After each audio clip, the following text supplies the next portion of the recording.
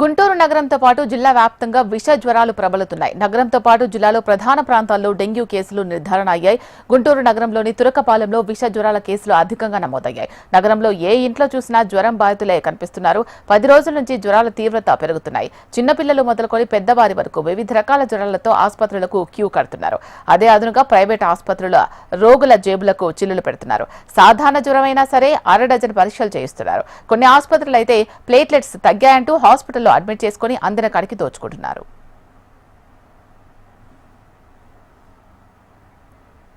జ్వరాల పట్ల అప్రమత్తంగా ఉండాలని, జ్వరాలను నిర్లక్ష్యం చేయవద్దు అంటున్నారు డాక్టర్లు. టైఫాయిడ్, మలేరియా రోగుల సంఖ్య పెరిగిందని, మీ చుట్టుపక్కల పరిసర ప్రాంతాలు పారిశుద్ధ్యం శుభ్రంగా ఉంచాలి అన్నారు. ఇప్పటికే విష జ్వరాలపై నగరవాసులు, జిల్లావాసులకు ప్రతి ఆరోగ్య కేంద్రం దగ్గర అవగాహన కల్పిస్తున్నామని జీజీహెచ్ సూపరింటెండెంట్ రమణ తెలిపారు. పట్టణాల్లో పారిశుద్ధ్యం అస్తవ్యస్తంగా మారిందని, కాలనీలో చెత్త వారానికి ఒకరోజు తీసుకెళ్తున్నారని నగరవాసులు ఆగ్రహాన్ని వ్యక్తం చేస్తున్నారు. కొన్ని ప్రాంతాల్లో డెంగ్యూ వ్యాధితో మరణాలు సంభవించాయని వైద్యులు తెలిపారు. వెంటనే అధికారులు స్పందించి తగిన జాగ్రత్తలు తీసుకుని చెత్త ఉన్న ప్రదేశాలను, మురుగునీరు ప్రదేశాలను శుభ్రం చేయాల్సిందిగా వైద్యులు కోరుతున్నారు. ఈ మధ్యకాలంలో గత కొన్ని సంవత్సరాలుగా మనం స్క్రబ్ టైఫస్ అనేది ఒకటి కూడా అబ్జర్వ్ చేస్తున్నాం. మచ్చతో వస్తూ ఉంటుంది. అట్లానే లెప్టోస్పైరోసిస్ అనేది కూడా అబ్జర్వ్ చేస్తూ ఉంటాం. కానీ వీటితో దాదాపు ఈ రేర్ ఇన్ఫెక్షన్స్లో రేర్ కాదు, అది కామనే, కాకపోతే దురదృష్టవశాత్తు రేర్ అని అనుకుంటున్నాం. ఇంకొక ఇన్ఫెక్షన్ ఉంది, దాని పేరు మెలియాయిడోసిస్.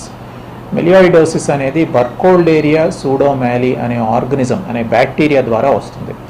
ఇది సాధారణంగా మన మట్టిలో ఉంటుంది. ముఖ్యంగా షుగర్ పేషెంట్లకి కాళ్ళకి సరిగ్గా చెప్పులు వేసుకుని నడవకుండా వాళ్ళకి పుళ్ళు కానీ అట్లాంటివి ఏమైనా ఉంటే వీళ్ళు పొలాల్లోకి వెళ్తారు. పొలాల్లోకి వెళ్ళినప్పుడు ఆ బ్యాక్టీరియా ఈజీగా బాడీలోకి ఎంటర్ అవుతుంది.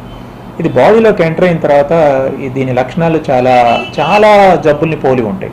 కాసేపు టీబీ లాగా అనిపిస్తుంది, కాసేపు చలితో వచ్చిన జ్వరం మలేరియా లాగా అనిపిస్తుంది, కాసేపు చికెన్ గునియా లాగా అనిపిస్తుంది, కీళ్ళ నొప్పులతో వస్తుంది, కాసేపు ఈవెన్ ఒక్కొక్కసారి గడ్డలుగా ఏర్పడి లివర్లో కానీ స్ప్లీన్లో కానీ గడ్డలు ఏర్పడిపోయి యాబ్సెస్లు అంటారు, వీటిలాగా అనిపిస్తుంది, గడ్డల ఇన్ఫెక్షన్. కానీ ఇది బర్కోల్డేరియా సూడోమాలి మెలియాయిడోసిస్ అని తెలియాలి అంటే దీనికి ఒకటే దారి ఉంది, ప్రాపర్గా బ్లడ్ కల్చర్ చేయాలి. అంటే బ్లడ్ని ప్రాపర్గా తీసి మెషిన్లో పెట్టి దాన్ని మళ్ళీ టెస్టింగ్ చేస్తే వైటెక్ టెస్టింగ్, ఇప్పుడు ఆటోమేటెడ్ టెస్టులు చాలా వచ్చినాయి. ఆ టెస్ట్ ద్వారా ఆటోమేటెడ్ మెషినరీ ద్వారా ఇది ఏ బ్యాక్టీరియాని ఐడెంటిఫై చేయొచ్చు. ఒకప్పుడు కన్వెన్షనల్ మెథడ్స్లో ఇది ఐడెంటిఫై చేయడం చాలా కష్టం. పాత పద్ధతుల్లో, కొత్త పద్ధతుల్లోనే ఐడెంటిఫై చేయగలుగుతాం. ముందు దాన్ని కల్చర్ మెషిన్లో పెట్టాలి, బ్యాక్టీరియా గ్రో అయిందనే సిగ్నల్ వచ్చిన తర్వాత దాన్ని వైటెక్ అనే మెషిన్లో పెడితే ఆర్గనిజం డిటెక్షన్ వస్తుంది.